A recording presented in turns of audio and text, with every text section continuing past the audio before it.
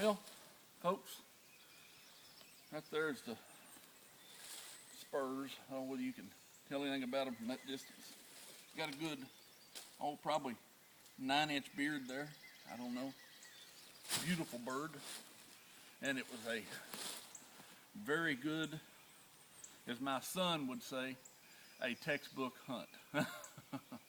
This bird gobbled about 5:45, and I was in the blind, still getting everything set up, and I didn't get in any hurry. I finally got a call out and threw him a few little soft yelps, some tree yelps is what I call them. Kind of gave him those, and after that I just kind of sat back, and he kept answering, and finally he flew down off the roost, and at 6 o'clock he strutted and spit and drummed down here to about 10 yards of the decoys, and he was a little skittish of them. I think it's because he thought it was a mature bird and it might whip up on him. But anyway, I took the chance, had him on video, and ended up I fired the shot and dropped him right there. And tell you what, I've got the monkey off my back after about 5 years. And folks, I just want to tell you, this is nothing that Troy done. I thank people who have believed in our ministry and our program, such as Storm and Norman, Troy Norman, Green Meanie Calls, Gary Blocker. I appreciate it. I used both of your all's calls this morning in bringing this bird in. And I used my copper call from SMCC to take and get his attention, and I used the Green Mini to put the final touches on it, and just kind of purred and yelped and clucked a little bit, and got him on down here close to the decoys.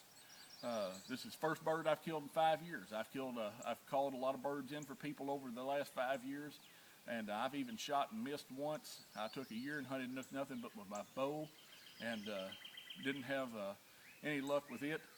But right now, I'll tell you what, I'm very, very happy, and I give God the credit, because I was told back in 2003 when I broke my back and had my back surgery, I was told that I'd never be able to do this again, that I'd be in a wheelchair.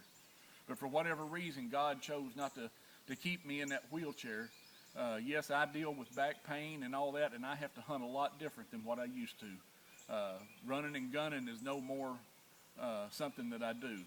I have to set up a blind, I have to get in it, I have to use a bag chair, and I have to get here a little earlier and everything. I have to park close, but it can still be done. You can still do it. And God took and allows me to still get out and do this. And I appreciate it. And I give God the glory. I want to thank him because it's all because of him. Folks, I just want to tell you, this bird come into my decoys and my calling this morning. And I want to encourage you to ignore the decoys and things that try to pull you away from Christ, the things that are not of God, that are calling and drawing your attention. I want you to hear that still small voice of God. He wants to have a relationship with you. He wants to go with you when you go hunting. He wants to go with you when you go to the grocery store. He wants to go with you when you go on vacation.